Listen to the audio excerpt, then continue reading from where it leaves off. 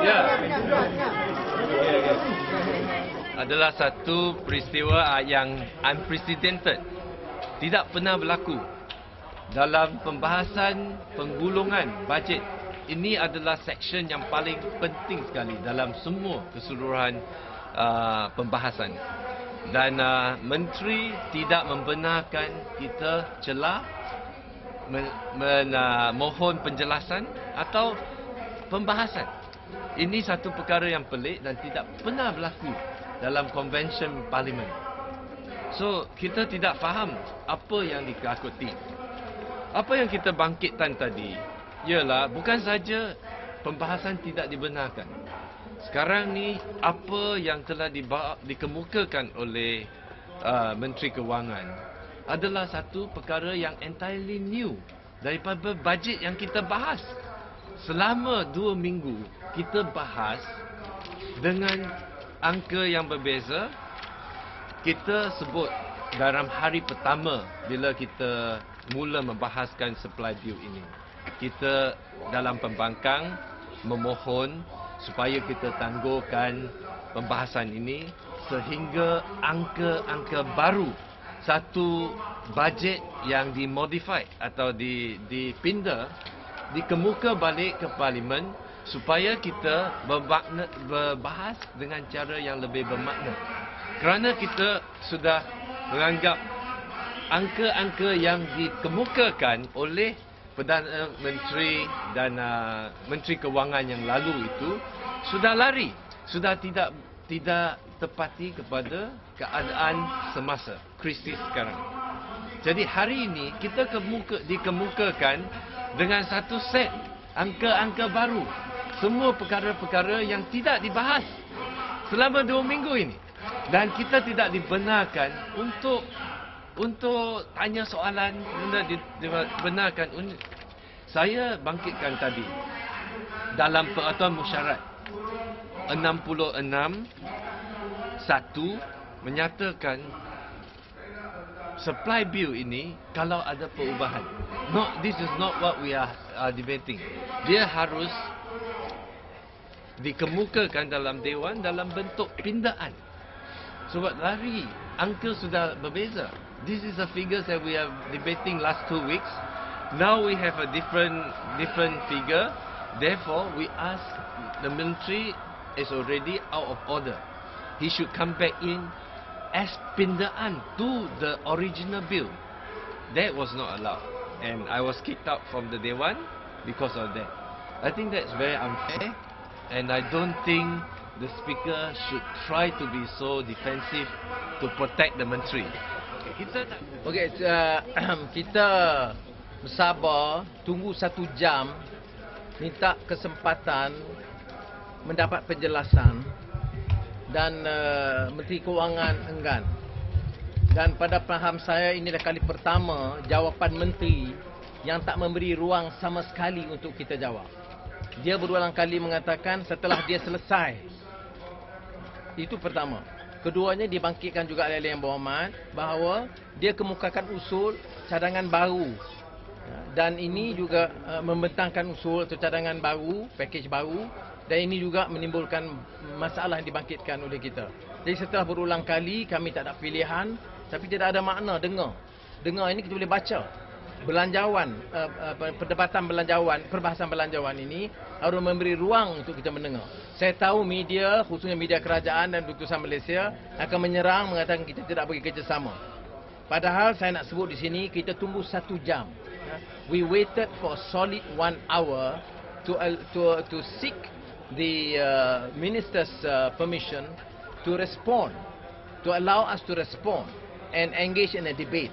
This is a time where ministers reply to issues raised by members of parliament.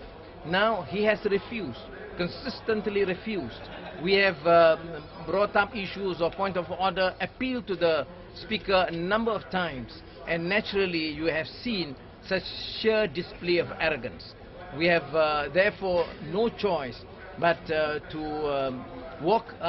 stage a walkout in protest of the behavior and the manner Datuk Najib as Minister of Finance conduct his affairs in the Parliament House. This is completely unprecedented in the 51-year history of the nation. Never before has there been a walkout in winding up of the budget debate. Najib has said that extraordinary times call for extraordinary measures, but not the way that he is going about it. He said that the budget remains unchanged, which is untrue. He already said that the deficit will have increased from 3.6 to 4.8, which means that the figures have changed. Yes.